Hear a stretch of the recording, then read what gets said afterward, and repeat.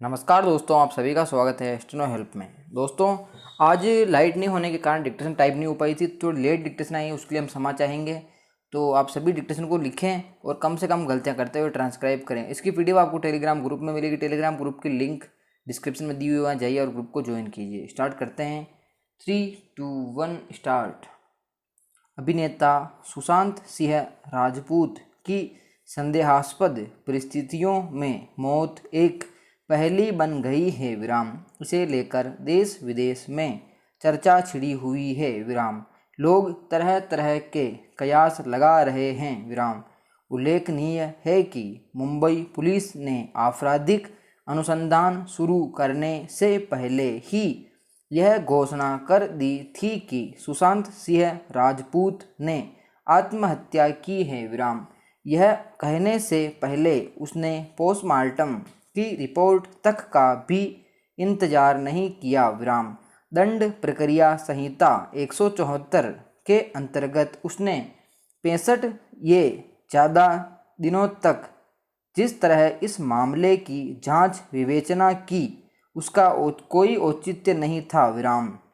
Mumbai police ने film जगत की तमाम बड़ी हस्तियों से पूछताछ की विराम, परंतु सुशांत सिंह के घर रहने वाले प्रमुख व्यक्तियों से पूछताछ करना जरूरी नहीं समझा, और वह भी तब जब उनकी मौत को लेकर चर्चा का माहौल गर्म था विराम। मुंबई पुलिस ने मादक पदार्थों की प्राप्ति और सेवन के बारे में भी कोई जानकारी हासिल करने की कोशिश नहीं की विराम। सुशांत का मोबाइल फ़ोन पुलिस के पास 25 दिनों तक रहा, पर उसने SMS, व्हाट्सएप संदेश और कॉल डिटेल्स के जरिए साक्ष्य जुटाने की कोशिश नहीं की विराम। इसी मामले में पटना में केस दर्ज होने के बाद बिहार पुलिस ने भी इसकी जांच शुरू कर दी थी विराम। ऐसे में असमंजस की स्थिति बन गई और पुलिस की विश्वसनीयता पर प्रश्न चिन्ह लग गया विराम। इसके बाद सर्वोच्च न्यायालय के आदेश पर इस मामले की जांच CBI को दी गई विराम। यह पहला अवसर नहीं है जब पुलिस की कार्यपद्धति की आलोचना की गई हो विराम पैरा। महाराष्ट्र पुलिस की कठोर आलोचना तब भी हुई थी जब पालघर में उग्र भीड़ द्वारा 2 साधुओं और उनके ड्राइवर की निर्मम हत्या कर दी गई थी विराम। महाराष्ट्र में 24 मई को पुनः ऐसी ही एक घटना शिवाचार्य नामक साधु के साथ नांदेड़ में हुई विराम। इसके बाद 29 मई को भी पालघर में एक साधु पर जानलेवा हमला हुआ विराम। इन हमलों से यह स्पष्ट है कि स्थानीय पुलिस का अधिसूचना तंत्र या तो बिल्कुल ही निष्क्रिय था या पुलिस किन्हीं कारणों से इस दिशा में क्रियाशील नहीं हो पा रही थी। लेकिन बात केवल महाराष्ट्र पुलिस की ही नहीं है विराम। आज तो देश भर की पुलिस सवालों के निशाने पर है विराम। इसी साल फरवरी में पूर्वी दिल्ली में भयानक सांप्रदायिक दंगे हुए, जो कई दिनों तक जारी रहे विराम। इनमें 50 से अधिक लोग मारे गए विराम। दिल्ली में इन दंगों के पहले कई हफ्तों से शाहीन बाग के साथ साथ कई अन्य स्थानों पर उग्र धरने प्रदर्शन चल रहे थे। फिर भी सभी जगहों पर पुलिस मूक दर्शक बनी रही और कोई पूर्व सूचना हासिल नहीं कर पाई विराम। अभी हाल में बेंगलुरु में सोशल मीडिया की एक पोस्ट को लेकर भड़की हिंसा ने भी पुलिस की निष्क्रियता को उजागर किया विराम। ये मामले पुलिस की निष्क्रियता के उदाहरण मात्र हैं, अन्यथा ऐसा कोई राज्य नहीं है जहां कानून व्यवस्था को चुनौती देने वाली घटनाएं न घटती रहती हो विराम। इन सभी घटनाओं में स्थानीय पुलिस ने वह नहीं किया जो उससे अपेक्षा की जाती है विराम। यदि मुंबई में समय रहते अपराध पंजीकृत हो गया होता और जांच के सार्थक प्रयास किए गए होते तो किसी तरह की असमंजस की स्थिति उत्पन्न नहीं होती विराम पैरा।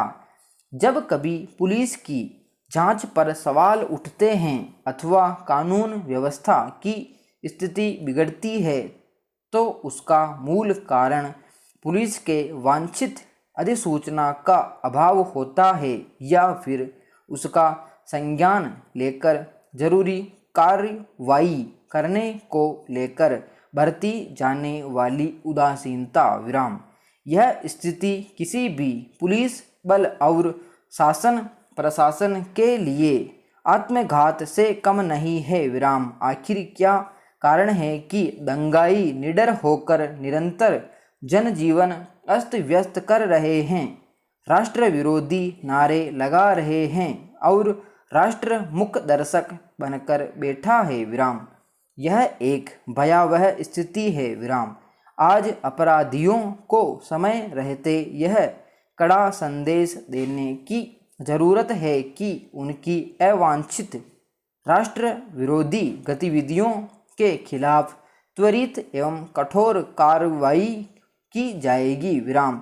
जीरो टॉलरेंस की बहुत बातें हो गई विराम।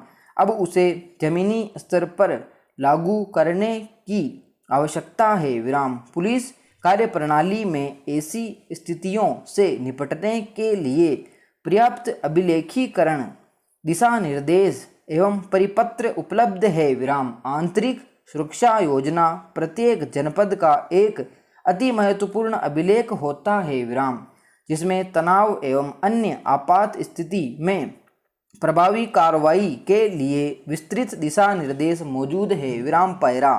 सुप्रीम कोर्ट ने दिल्ली और उसके आसपास रेल पटरियों के किनारे स्थापित झुग्गी बस्तियों को हटाने का जो निर्देश दिया वह पूरे देश में प्रभावी हो सके तो बेहतर विराम। दिल्ली एनसीआर में रेल पटरियों के दोनों ओर बड़ी संख्या में बसी झुग्गी बस्तियों का मामला सुप्रीम कोर्ट के समक्ष इसलिए पहुंचा क्योंकि ये बस्तियां गंदगी का गढ़ बनने के साथ प्रदूषण फैलाने का भी जरिया बनी हुई थी विराम। हालांकि राष्ट्रीय हरित प्राधिकरण यानी एनजीटी ने 2018 में ही इन झुग्गी बस्तियों को हटाने का आदेश दिया था, लेकिन किन्हीं कारणों से उस पर अमल नहीं हो सका और वह भी तब जब ये झुग्गियां दिल्ली एनसीआर को प्रदूषित करने के साथ रेलवे की सुरक्षा के लिए खतरा भी बनी हुई थी विराम।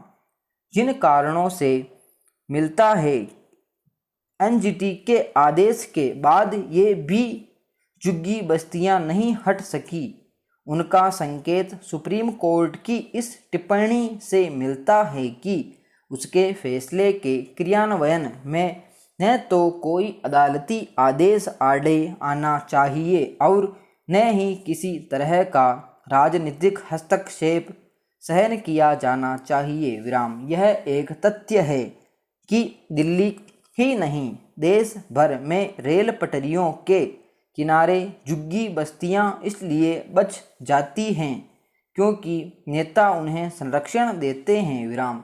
नेताओं के स्वार्थ के आगे नौकरशाह भी समस्या से मुंह फेरने में अपनी भलाई समझते हैं विराम। निसंदेह भारत एक गरीब देश है और यहाँ करोड़ों लोग झुग्गी बस्तियों में रहने को विवश हैं, लेकिन इसका यह मतलब नहीं कि रेल पटरियों के किनारे अतिक्रमण करने की छूट दे दी जाए विराम। दुर्भाग्य से ऐसा ही हो रहा है विराम। देश भर में रेल पटरियों के साथ साथ राजमार्गों के किनारे और अन्य सार्वजनिक स्थलों पर भी झुग्गी बस्तियां देखी जा सकती हैं विराम। कई बार तो वे इतनी बड़ी हो जाती हैं कि उन्हें हटाने के बजाय उनका नियमितीकरण करने पर विचार होने लगता है विराम, क्योंकि वहाँ रहने वाले राजनीतिक दलों के लिए वोट बैंक बन जाते हैं। विराम समाप्त। दोस्तों ये थी डिक्टेशन 10 मिनट की, काफ़ी अच्छी डिक्टेशन है। 2 मैटर हैं दोनों, ये जो मैटर हैं ये एडिटोरियल मैटर हैं, तो आप सभी लिखें, कम से कम गलतियाँ करते हुए ट्रांसक्राइब करें और PDF से मिलान जरूर करें। मिलते हैं नेक्स्ट वीडियो में। जय हिंद।